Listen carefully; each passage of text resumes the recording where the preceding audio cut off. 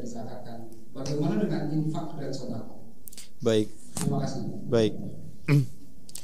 Yang pertama, zakat itu nanti disampaikan betul ada ketentuan dari mulai mengambilnya khudz min amwalihim shadaqatan tutahhiruhum wa tuzakkihim biha, dikeluarkan ke dalam 8 golongan di Quran surah ke-9 ayat ke-60, dan itu semua ada ukurannya dari mulai haulnya dan sebagainya. Karena tidak ditanyakan, beliau menanyakan infak, baru kita masuk kepada infak. Quran surah kedua Al-Baqarah ayat 215. Yas'alunaka madza yunfiqun, banyak mereka bertanya kepada Muhammad sallallahu alaihi wasallam tentang infak.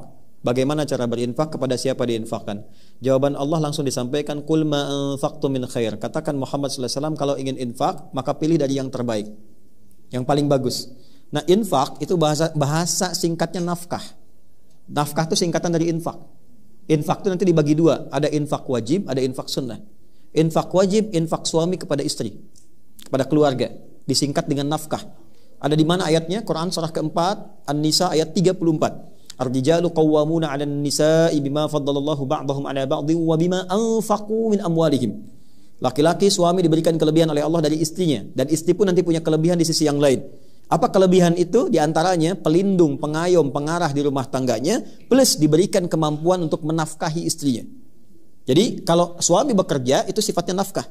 Kalau istri atau perempuan bekerja itu tidak disebut mencari nafkah, beda. Awas, ada pekerjaan, ada nafkah, itu lain.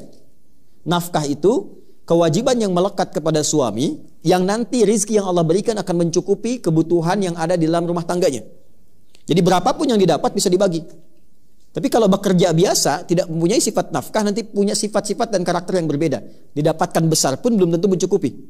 Ya, saya tidak bahas itu dulu. Saya akan masuk kepada yang sunnahnya. Kalau kemudian yang itu sudah selesai, jadi frame-nya begini, tabelnya. Kalau sudah yang wajib selesai, baru keluar. Jangan keluar dulu. Ya, dihitung dulu di rumah. Kebutuhan rumah berapa? Misalnya 20 juta dalam sebulan. Allah kasih rezeki 30 juta. Maka yang dipahaminya yang 10 jutanya itu adalah modal ibadah kita yang Allah titipkan lewat kita supaya mendapat kemuliaan.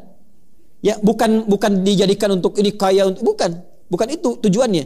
Jadi hitung kebutuhan kita setelah dapat sebulan sekian, lebihnya yang kita sebut lebih itu sebetulnya peluang ibadah yang Allah titipkan lewat kita. Mumpung sedang dititipkan, pakai. Sampai nanti Allah pindahkan ke tempat yang lain kalau itu tidak digunakan dengan baik. Ya, maka cara menggunakannya bagaimana? Satu, qul ma anfaqtum min khair. Kalau mau infak sifatnya materi, bisa makanan, bisa pakaian, bisa juga uang dan sebagainya. Yang penting materi. Min khair yang terbaik. Satu, lil walidain, untuk orang tua. Qala rabbi auzi'ni an ashkura ni'mataka allati an'amta 'alayya wa 'ala walidayya wa an a'mala shalihan tardah. Ya. Orang tua. Kemudian setelah itu siapa? Wal aqrabin. Aqrabin itu keluarga dekat, ada dua tafsirnya. Satu, keluarga dekat lingkup mahram, ya, lingkup mahram. Misalnya anak kakak, anak adik, anak paman, Anda sukses tapi adik punya anak misalnya sekolah susah. Maka hati diinfaki.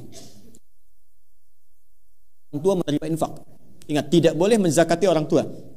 Ya, tidak boleh. Orang tua itu hanya berhak menerima infak. Kemudian lil walidaini wal aqrabin wal yatama. Tafsir kedua akrabin itu bukan keluarga dari mahram, tapi orang yang hidup secara dekat dengan Anda. Bisa tetangga, bisa sahabat dan sebagainya. Ya, Anda tinggal, kerabat Anda jauh tidak dengan Anda di Banten misalnya, dia di Sumatera, tapi kan tetangga Anda di samping-samping. Yang tahu kalau kita kena musibah itu dulu yang membantu.